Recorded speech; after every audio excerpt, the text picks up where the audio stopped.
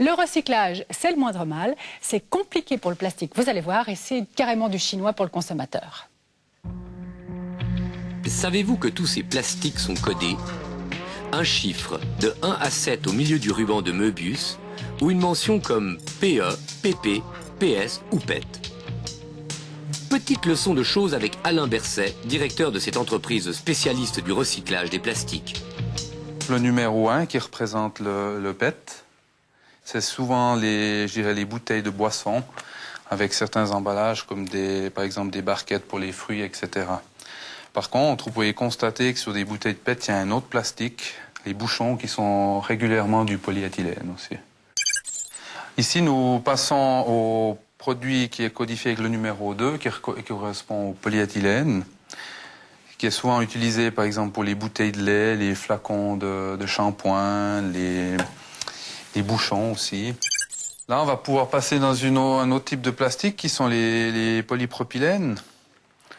Alors, on trouve par exemple des pots pour les fleurs, il y a aussi les barquettes pour fruits, des pochettes pour CD, etc.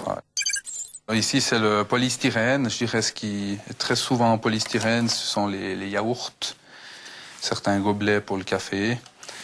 On peut aussi trouver les pochettes de CD ainsi que les emballages pour les œufs. Mais foin de détails, Swiss Polymera a développé un processus qui, contrairement à nombre de ses concurrents, lui permet d'accueillir des mélanges de plastique et de les recycler ainsi. Un processus purement mécanique en 2 phases.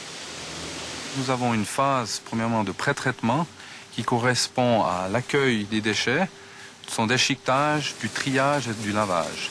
Ce qui est important ici, on va retirer la partie qui ne nous intéresse pas dans les déchets, comme les saletés au niveau des terres, des parties organiques, du papier, du PVC, du PET, etc. Et tout le reste va être gardé pour le processus 2. Ensuite, nous allons prendre ce mélange de paillettes plastiques qui sort du pré-traitement pour aller en granulation. Et cette partie granulation va permettre d'homogénéiser ce mélange pour en faire une matière unique qui s'apparente très proche du polyéthylène en fait. Des lentilles que les clients de Swiss Polymera utilisent pour fabriquer palettes, arras, couvercles et autres canalisations. En moyenne, sur un arrivage, on va récupérer 70% des produits, 30% va partir à l'incinération. Pour l'instant, une trentaine de communes vaudoises et fribourgeoises travaillent avec l'entreprise, en attendant qu'on généralise ce recyclage des plastiques sans avoir à les trier. Un tri des emballages rendu complexe par la jungle des pictogrammes. Aline Claire, spécialiste environnement de la Fédération romande des consommateurs, nous en fait la démonstration. Pour une bête boîte de conserve, 3 indications différentes. Là, sur une des boîtes de conserve, on voit le logo de Ferro Recycling, qui est l'association qui gère le recyclage des tôles d'acier des boîtes de conserve en Suisse. Et là, on voit recyclage, tôle d'acier, donc on pense bien qu'il faut aller le recycler avec les boîtes de conserve. Quand on prend une autre boîte de conserve, toujours achetée en Suisse, et qu'on regarde aussi comment est-ce que je peux l'éliminer, et bien sur celle-là, on tombe juste sur ce petit logo un peu mystérieux. Est-ce que c'est fait à partir de matériaux recyclés? Est-ce que c'est recyclé? On n'en sait rien. Et puis là, une indication comme quoi il faut la mettre à la poubelle. Alors les boîtes de conserve à recycler avec le fer ou à mettre à la poubelle. Pour quelqu'un qui n'est pas très bien informé, ben, la réponse ne sera pas claire. Et puis, il y a les emballages eux-mêmes qui deviennent de plus en plus sophistiqués.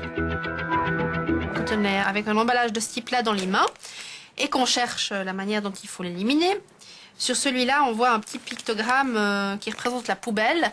Donc on se dit, ben voilà, il faut tout mettre à la poubelle.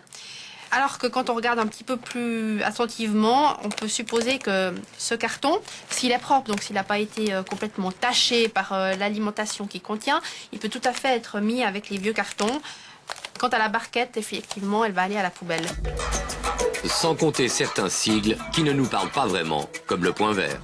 C'est valable seulement en Europe et pas en Suisse. Ça indique que le fabricant contribue financièrement à un système de recyclage et de collecte des déchets. Mais ça signifie ni que l'emballage est fait à partir de matériaux recyclés, ni que l'emballage peut être recyclé. Quant à ce ruban à 3 flèches, il signifie un peu confusément soit que le matériau utilisé est recyclé, soit qu'il est recyclable. Le R par contre signifie de manière certaine que le matériau est recyclable.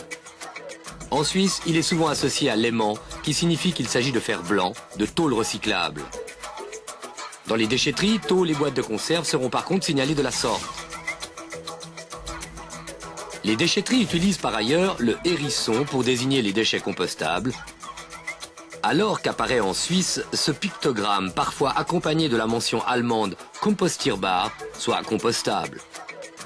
Emballage de carottes ou de salade par exemple, il est notamment apposé sur les emballages en plastique biodégradables à base d'amidon de maïs. Biodégradables mais à certaines conditions, si bien que ces emballages ne sont en général pas acceptés dans les composts. Il n'y a pas de coordination entre les, ceux qui mettent sur le marché ce type de produits avec le logo compostable et puis les exploitants professionnels.